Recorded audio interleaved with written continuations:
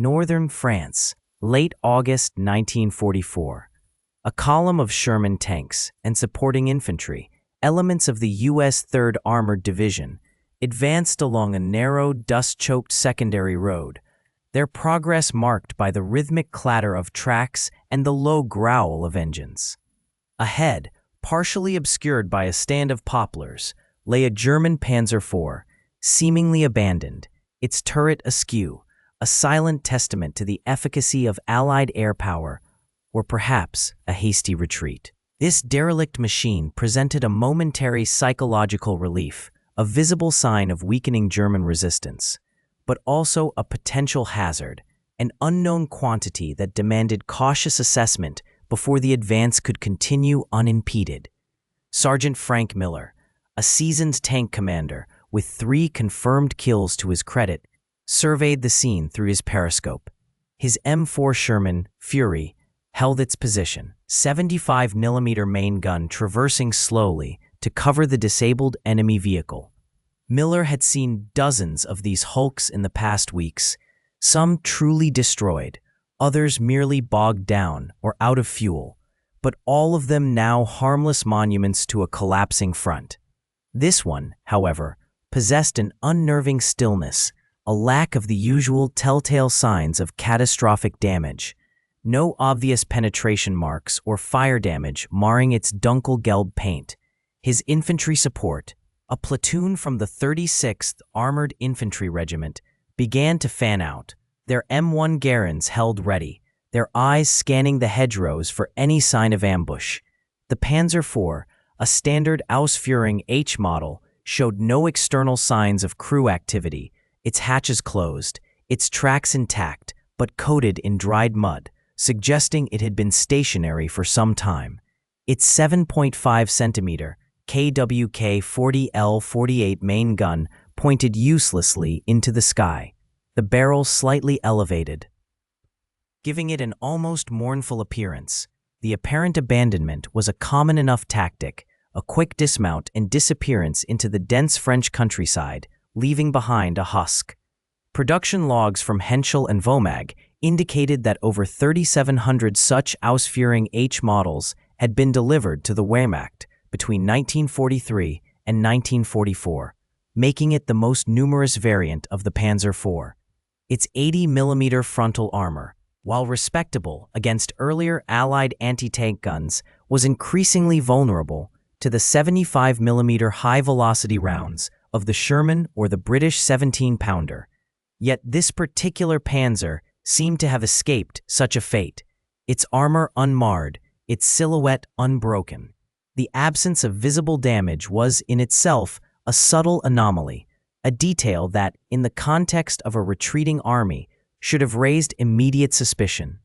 The tactical doctrine of the Wehrmacht, even in retreat, often favored the destruction of equipment to prevent its capture, and this Panzer remained strangely whole. The column paused, a collective breath held in the humid air as the lead infantry squad approached the silent tank. The men moved with a practiced caution, their boots crunching on the gravel, their eyes fixed on the inert steel. The sun, now high in the sky, glinted off the Panzer's untouched surfaces, making it appear almost pristine. A stark contrast to the battle-scarred landscape around it. The illusion of a harmless, abandoned relic was potent, a visual deception that played directly into the weary minds of men who had seen too much destruction. The Sherman's turret, traversing slowly, confirmed the target's static posture. Its main gun, a long 7.5 centimeters KWK-40L-48, pointed at an innocuous angle towards a ruined farmhouse, its muzzle brake seemingly choked with dust.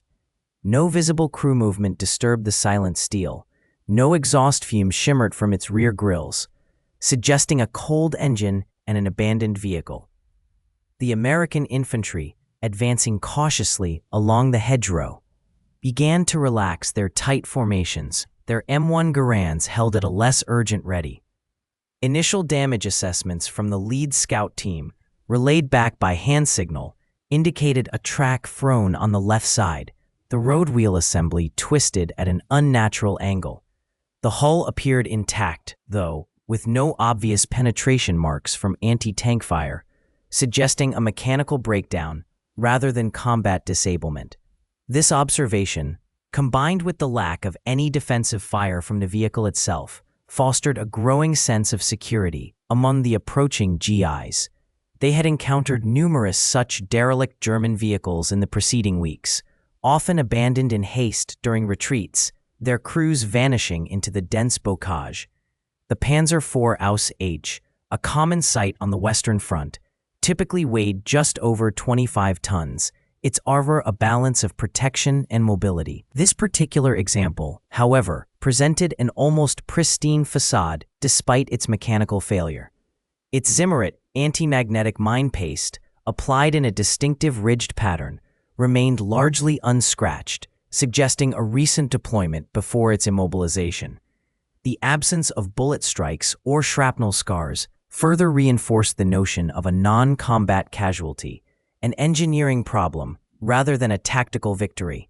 The lead platoon, now approximately 75 meters from the immobilized tank, began to fan out, some men openly discussing the possibility of salvaging equipment or even examining the vehicle's interior.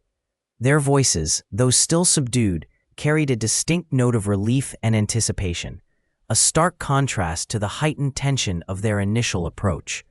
The perceived absence of threat allowed their tactical discipline to loosen, replacing caution with a burgeoning curiosity. A small group of infantrymen, led by a sergeant, began to angle directly towards the tank's front, intending a closer inspection.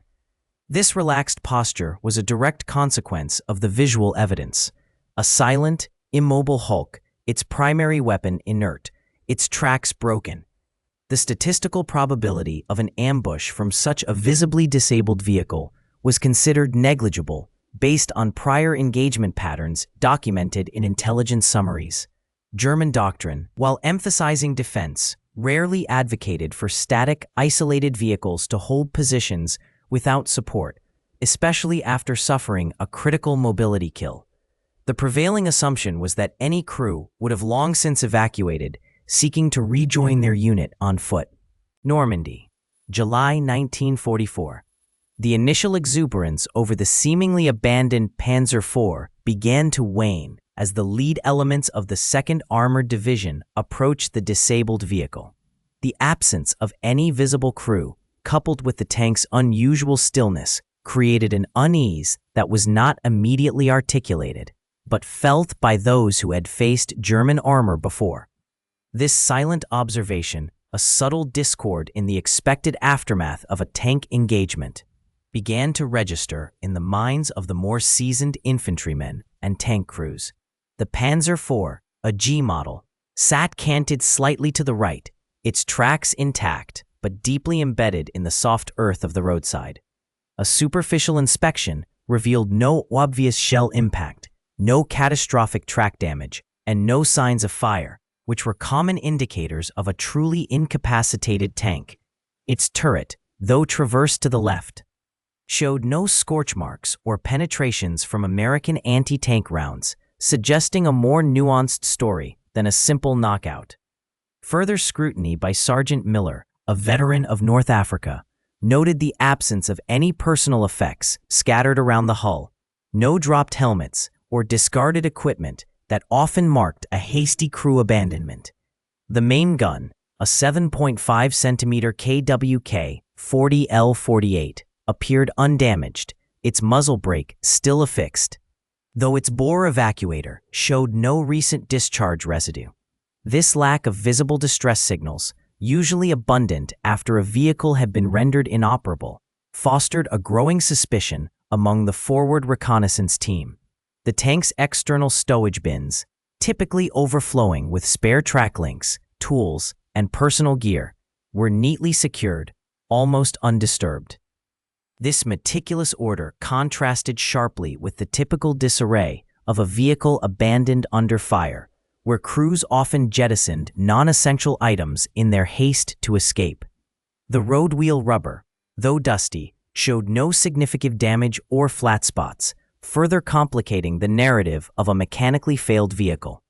A quick visual check of the engine deck revealed no smoke or oil stains, and the exhaust pipes, while darkened by use, did not show the telltale signs of a ruptured engine or fuel line. The engine access hatches remained closed, their latches apparently undisturbed.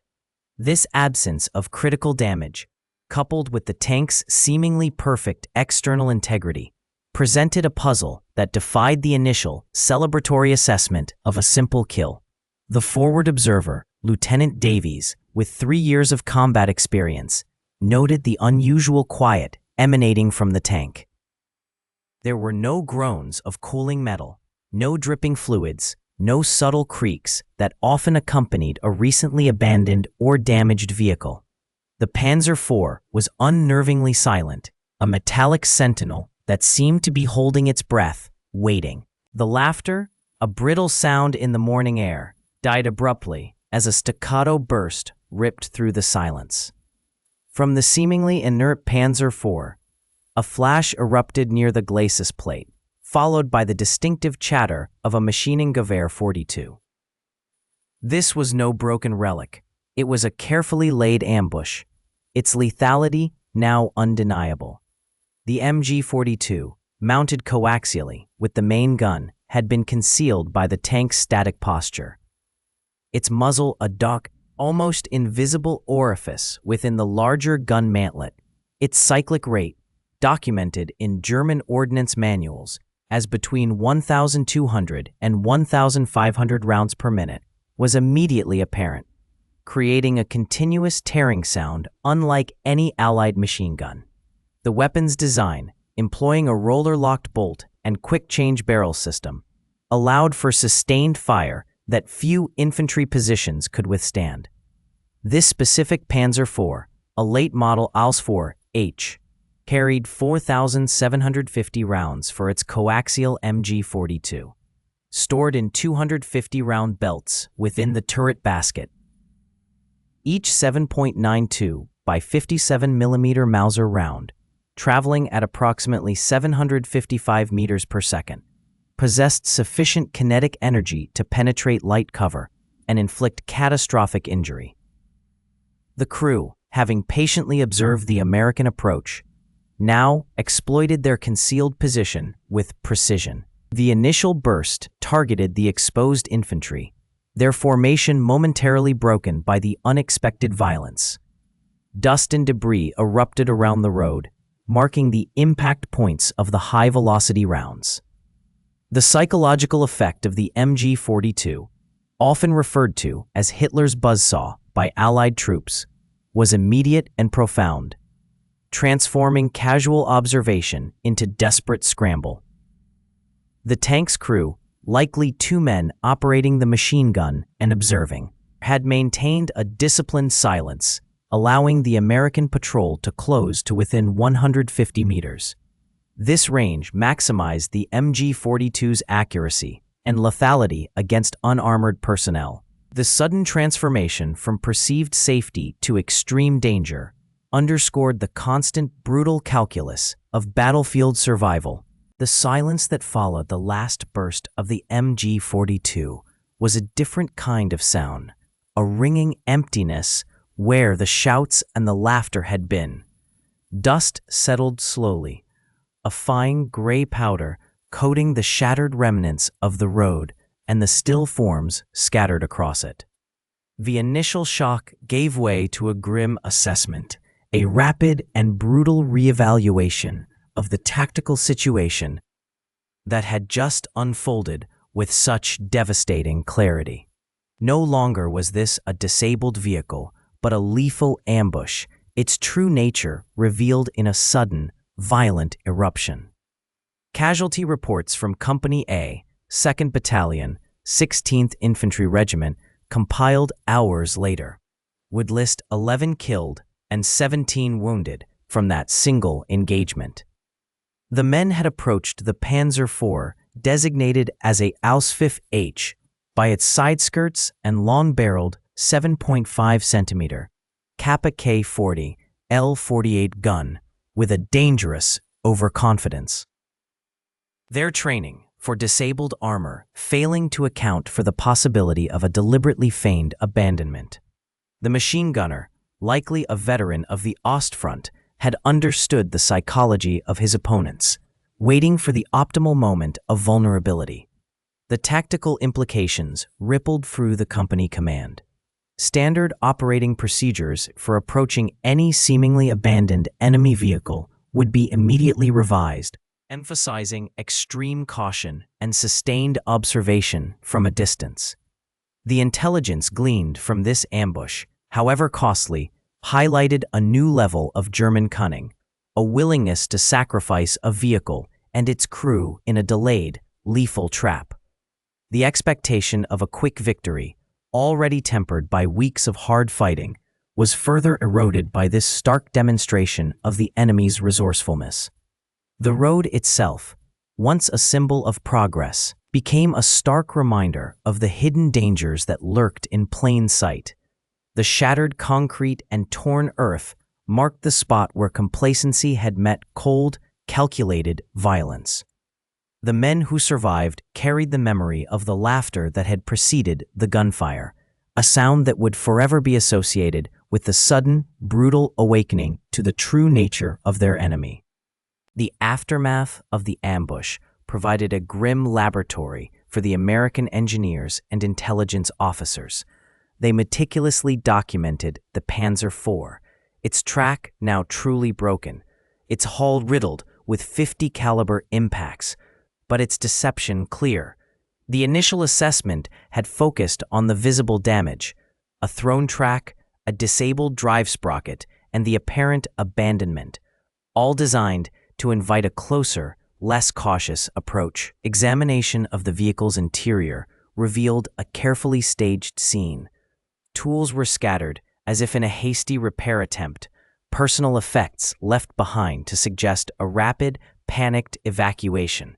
However, the ammunition lockers for the coaxial MG-34 were fully loaded, and spent casings were found near the gunner's position, indicating sustained fire.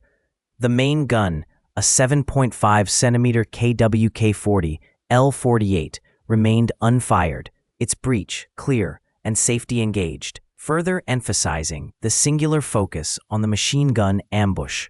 The MG-34 itself was a marvel of German engineering, capable of a sustained rate of fire between 800 and 900 rounds per minute, a devastating torrent of 7.92 millimeter Kurz rounds. Its air-cooled barrel, easily replaceable, allowed for prolonged engagements, and the belt-fed system ensured a continuous stream of suppressive fire. This particular weapon had been expertly camouflaged, its barrel aperture almost imperceptible until it began to spit fire, blending seamlessly with the tank's dusty, battle-worn exterior. Production logs from the Krupp-Gruson Werk factory indicated that over 80,000 MG-34s had been manufactured by 1942, making it a ubiquitous and highly effective infantry support weapon, often adapted for vehicle mounts. The tactical decision to employ it in this manner, sacrificing a main battle tank for a localized ambush, underscored a shift in German defensive strategy, moving beyond conventional engagements to embrace cunning and psychological warfare. The cost of a Panzer IV, valued at approximately 103,462 Reichsmarks, was considerable, yet the psychological impact of such a trap, sowing distrust and caution among advancing forces, was deemed strategically valuable. The intelligence report filed after the incident highlighted the critical need for revised protocols regarding seemingly abandoned enemy vehicles. It emphasized that a disabled tank was not necessarily a derelict one, and that even a seemingly innocuous machine gun could be deployed with lethal intent. The incident served as a stark reminder that the enemy's resourcefulness extended beyond conventional combat doctrine. The incident, though localized and brief, served as a stark, visceral reminder of a pervasive German doctrinal tenet: the exploitation of perceived weakness and the enduring value of ambush even when facing overwhelming odds. It was a philosophy born of necessity in the later war years, as material superiority shifted decisively to the Allied powers, forcing German units to maximize the lethality of every engagement, regardless of scale. The broken Panzer was not an anomaly, but a deliberate application of this principle, turning a seemingly derelict asset into a concealed weapon. This tactical philosophy permeated German training manuals and operational directives from the mid-war period onward, emphasizing initiative, camouflage, and the psychological impact of surprise. Tank crews, even those operating damaged vehicles, were often instructed to consider their machines as potential strongpoints or bait, rather than simply abandoned wrecks. The 7.92mm MG-34, with its cyclic rate of fire between 800 and 900 rounds per minute, remained a potent weapon for such close-range, surprise engagements, capable of delivering a high volume of suppressive fire, even from a static, concealed position. The strategic implication of such tactics extended beyond the immediate casualties they inflicted. They sowed doubt and fostered caution among advancing Allied forces. Each seemingly abandoned vehicle, every quiet farmhouse, every stretch of road became a potential point of lethal contact, slowing the pace of advance and increasing the psychological burden on frontline troops. German high command reports from late 1944 frequently lauded instances of successful deception, noting the disproportionate impact a single well-placed ambush could have on enemy morale and operational tempo. This persistent emphasis on deception and ambush was a direct response to the quantitative disparity in materiel. By 1945, the German war economy, crippled by bombing and resource scarcity, produced only a fraction of the tanks, artillery, and aircraft available to the Allies. For example, monthly tank production for the entire German Reich in early 1945 rarely exceeded 300 units, while American factories alone were capable of producing over 1,000 tanks per month. This stark imbalance necessitated a tactical approach that prioritized cunning over brute force, turning every available resource, even a disabled tank, into a potential instrument of resistance. The incident thus underscored a fundamental aspect of late-war German military doctrine: the continuous adaptation to overwhelming numerical inferiority through guile and the exploitation of every opportunity for localized advantage. It was a desperate, yet often effective, attempt to inflict attrition and delay, transforming the battlefield into a minefield of unexpected dangers. The road ahead remained unpredictable, fraught with unseen threats. Normandy, August 1944. The American infantry patrol, advancing cautiously along the sunken lane, approached the disabled Panzer IV, its turret askew, tracks ruptured. They had seen dozens of such derelicts in the hedgerows, silent monuments to the ferocity of the invasion, often stripped by opportunistic scavengers or rendered inert by precise airstrikes. This one, however, seemed different, its stillness almost too perfect, a manufactured tableau of defeat amidst the chaos of the bocage. The lead scout, a young man from Iowa, signaled a halt, his M1 Garand held at the ready, its 8-round en-bloc clip a familiar weight against his palm. He had been trained to expect anything, to trust nothing in this unforgiving landscape where every shadow could conceal an enemy and every abandoned vehicle a trap. Yet the sight of the seemingly inert tank, its main gun angled uselessly towards the sky, elicited a ripple of nervous laughter from the rear of the column, a release of tension born of days spent under constant threat. As the patrol drew closer, a flicker of movement from the Panzer's hull machine gun port, barely perceptible against the dappled light, registered in the scout's peripheral vision. It was a brief, almost subliminal shift, but it was enough. The laughter died in the throats of the men behind him as the MG-34, a weapon capable of delivering 800 to 900 rounds per minute, erupted with a sound that tore through the quiet morning. The tracer rounds, a fiery scarlet against the green backdrop, stitched a deadly line across the road, kicking up dust and shrapnel from the compacted earth. The patrol scattered, diving for the meager cover offered by the hedgerows. The sudden onslaught a brutal confirmation of their misplaced complacency. The Panzer, far from being a derelict, was a carefully prepared ambush, its crew patiently waiting for the opportune moment to strike.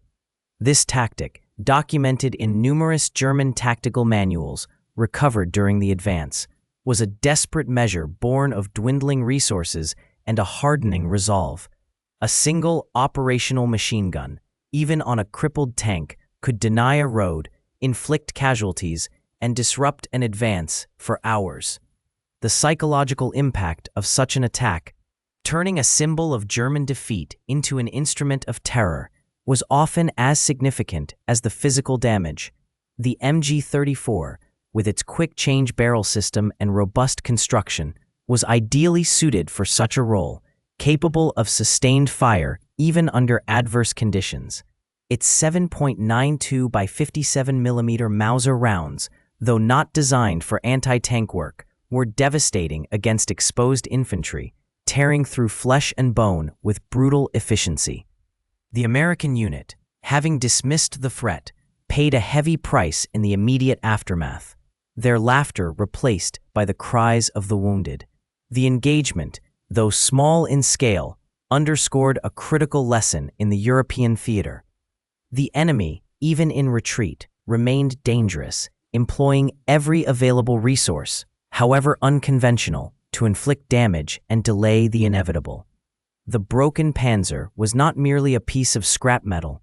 It was a testament to the ingenuity and tenacity of a cornered foe, a silent hunter waiting for its prey. The incident was later detailed in a unit after-action report, noting 3 American casualties and a delay of 90 minutes in securing the road. The derelict Panzer IV, its machine gun now truly silenced, remained a stark reminder of the cost of underestimation, its steel shell a monument to a lesson learned in blood. Interrogation files later revealed the tank's crew had been ordered to hold their position to the last bullet, a directive that would be repeated across the crumbling Reich.